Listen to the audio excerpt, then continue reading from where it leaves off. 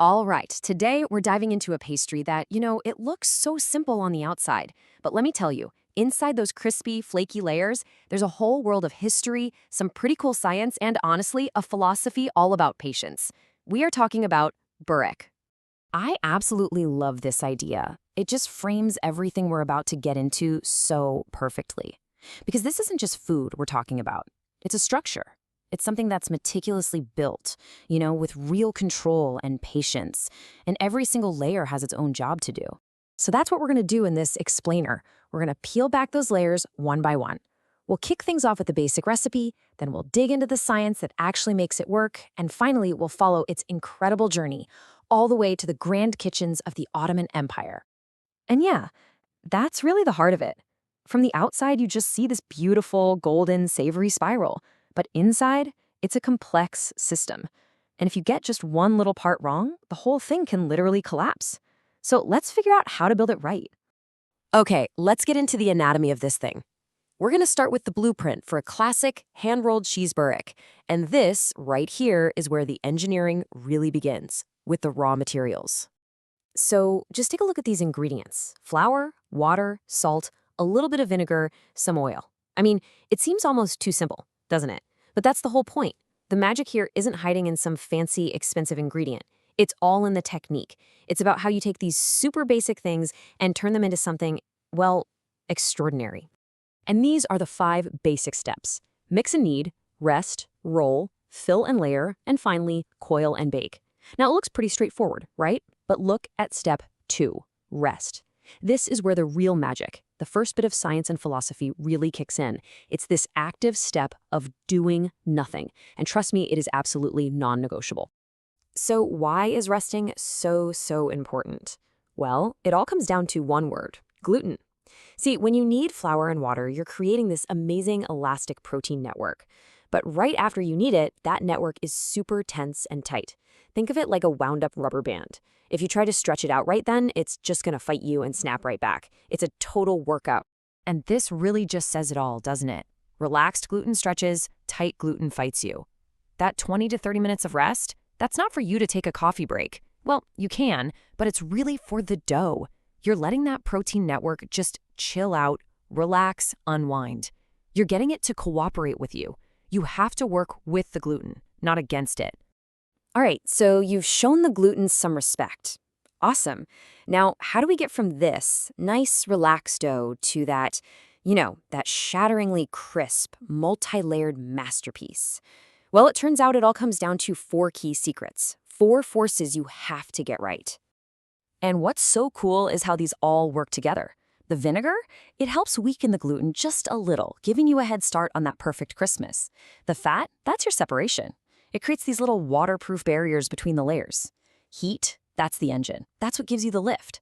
And then there's patience, which honestly is the most critical ingredient of all. It's the master controller for the whole operation.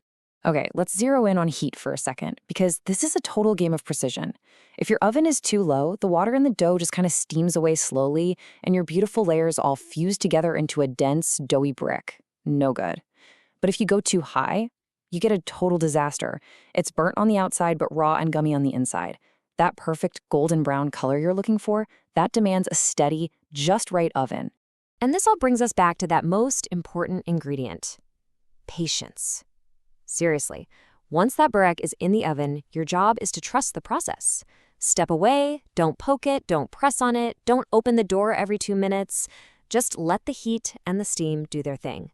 And even after it comes out, let it rest for 10 minutes. This allows all those layers to set and the steam inside to settle down. Rushing is the absolute enemy of a good structure. So now we kind of get the how, right? But what about the why and the where? Let's switch gears and trace the journey of börek, from what was once a simple nomadic food all the way up to a delicacy fit for a sultan's palace. Its origins are actually pretty humble. We're talking about the practical, on-the-go cooking of Turkic nomads way back in Central Asia. But as these groups started migrating westward, the technique for making layered dough started to evolve.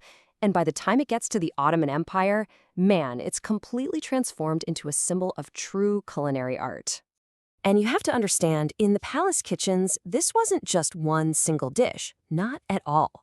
We have court records that show this incredible variety. You had savory ones, sweet ones, boiled ones called börek, coiled ones called börek. I mean, beret basically became a canvas for chefs to show off their creativity. It was a way to showcase the wealth and sophistication of the entire empire. And here's the thing that really drives the point home. Making börek was a dedicated profession. You had these specialized chefs called börekçi. Their entire job was just to master this one craft. So this wasn't some casual thing you just whipped up at home. This was a serious, highly technical discipline. Okay, so now let's connect that incredible craft to the science behind it. We've seen the ingredients, we've walked through the history, but what is physically happening inside that hot oven to create those perfect, crispy layers? It all comes down to three really simple forces. First up, fat. Doesn't matter if it's butter or oil, its job is super simple but absolutely crucial. It creates separation. As you're brushing that thin, even layer of fat between each sheet of dough, you're actually building these tiny waterproof barriers. This is the first step, and it defines where all those distinct flaky layers are going to be. Number 2, steam. The second that börek hits the hot oven, all the water in the dough and the butter just instantly vaporizes. It turns to steam. And because the fat has created all those little sealed-off pockets, that steam has nowhere to go but up. It pushes, and I mean violently pushes, against the layers, physically forcing them apart and inflating the whole thing. That explosive expansion, that's the lift. And finally, we come back to our old friend gluten, that relaxed elastic network that we were so patient with earlier. Well, now it has its final, incredibly important job to do.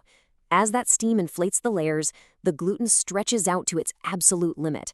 Then, the heat from the oven cooks it solid, locking that airy, expanded shape right into place. It basically becomes the permanent, rigid skeleton of the pastry. So think about it this way. If your börek ever comes out dense and disappointing, you can basically do a post-mortem. You can ask yourself, was my fat distribution uneven? Was the oven not hot enough to create that powerful burst of steam? Or was my gluten structure all overworked and tight so it just couldn't expand?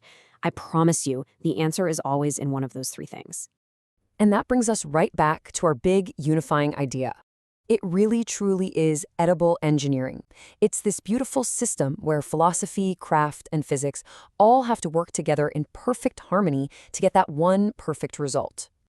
So let's say you've mastered the principles of the basic coiled börek. You feel pretty good about it. Where do you go next? What's the final exam to really test your understanding of this edible engineering?